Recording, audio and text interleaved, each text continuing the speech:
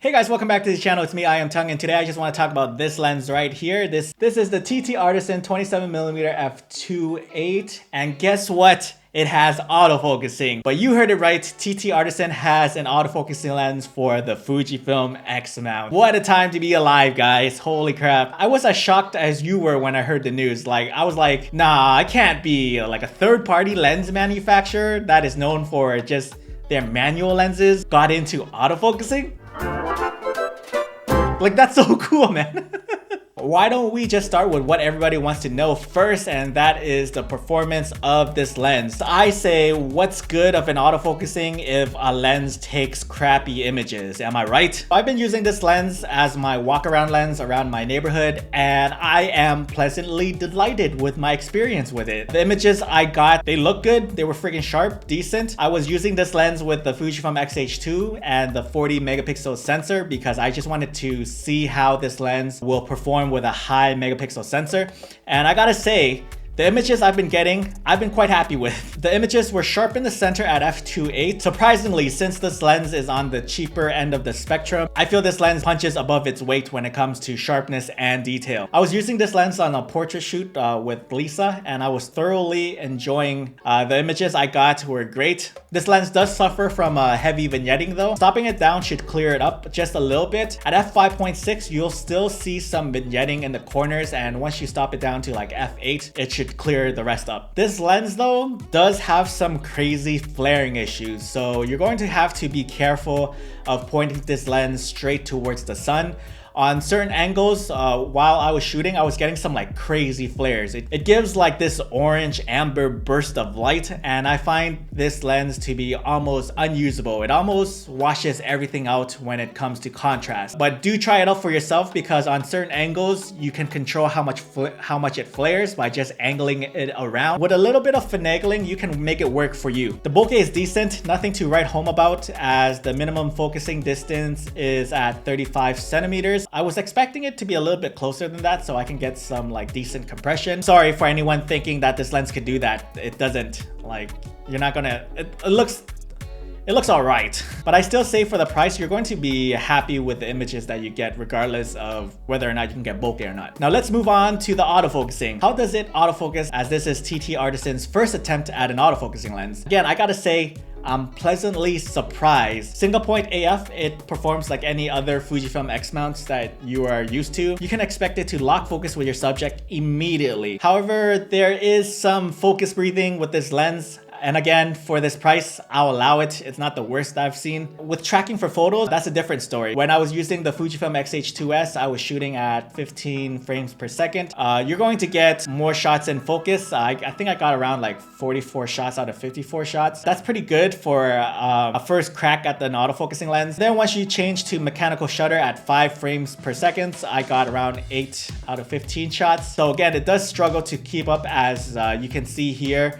More so when people start walking straight towards you, it seems like can't keep up with 5 frames per second. So I don't know what's going on. This could be a firmware thing, I'm not too sure. But I would say, like, you know, it's not bad. I can't complain. It's pretty good for what the price is. And as for tracking in video, I think it did a decent job tracking my wife walking straight down the hall. Again, it does breathe a lot, as you can see the breathing near at the end of this video. But again, $160. I can't complain. So let's talk about the build quality of this lens. Since this lens is budget friendly, the build quality is where I find that they could improve on. Again, it is light, it's made out of metal, but it does feel a little hollow to me right here. And again, I love the way this lens look right here. TTartisan sent me the titanium version, which I think looks sleek as fuck. I love the way the lens look, and it feels small, it's light. The lens cap does feel cheap, and you can like lose them right away. Like, you can lose them so easily. Like, it doesn't even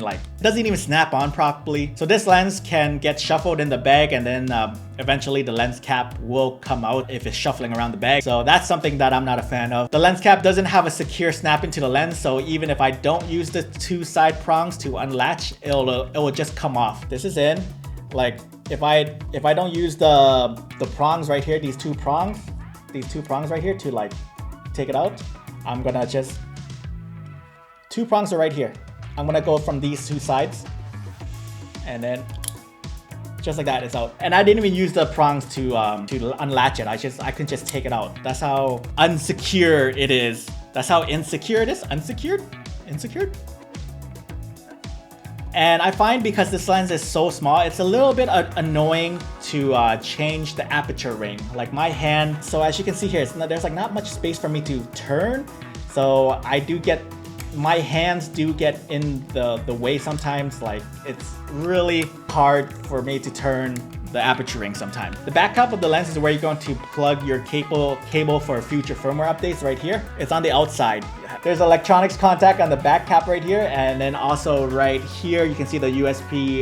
You can see the USB port for the firmware update. I think this is a cool move, and I think that's to make the lens as small as it is. You do risk leaving that USB-C port exposed because this is always exposed. The USB port is always going to be exposed. So I'm just saying, what if you leave it somewhere and then you accidentally spilled your drink and then the water or soda will get into that USB port, right? It would probably damage the USB port and just render the firmware updates useless.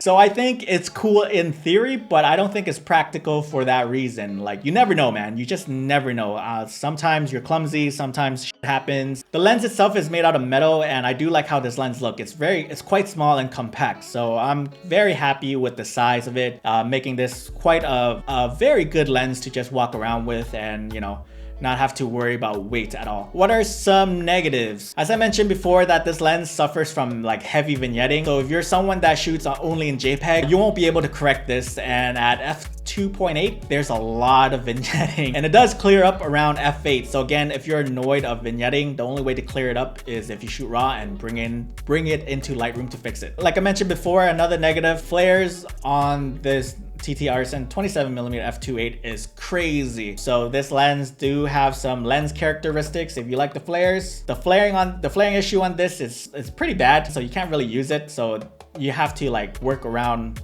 your composition when the light hits the lens. And another thing I have to say is some build quality issues, like the lens cap being flimsy and light. It's not going to protect anything. It legit feels like a premium plus cracker, the one where you get whenever you buy a soup at a restaurant. Those like crackers that you put in the soup. It's just very flimsy and sensitive. I feel like I can just break it in half. But other than that, at $160, I'm quite happy with this lens. I think the value of this lens outweighs the con. Again, it's not the sharpest at f2.8, but it doesn't have to be because of the price. The build quality is not the best, but it doesn't have to be because of the price. The autofocusing is not as good as the native lens is. It doesn't have to be because of the price. People, you're getting a third-party lens with some decent image quality, with some unique characteristics and some decent autofocusing from the likes of TTartisans. They have the electronic contacts for you so you can read your EXIF data. Something I didn't think a company like TTartisans had any desire venturing into. So I gotta give props where it's due. And they're giving all this to you for $160. What other lenses do you know out there that can do all this for $160? Oh, you can't think of any? Because there aren't any besides this lens right here. So I think this is a great step in the right direction by TTartisans. Good job for making this autofocusing lens affordable. So what more can you ask for? The lens is small and compact. It doesn't take up any space at all. Overall, I had fun with this lens, and special thanks goes out to TTartisans for sending this lens out to me for a review. But if you guys are interested, I'll leave the links to this lens down below. But yeah, what are your thoughts? Anybody out there owns this lens? I'd be curious to know your thoughts. While you're at it, guys, do me a favor. If you can, hit that subscribe button. I would greatly appreciate that so much, as you are helping support the channel. And as always, my name is Tongue, and I'll see you in the next video. I love you.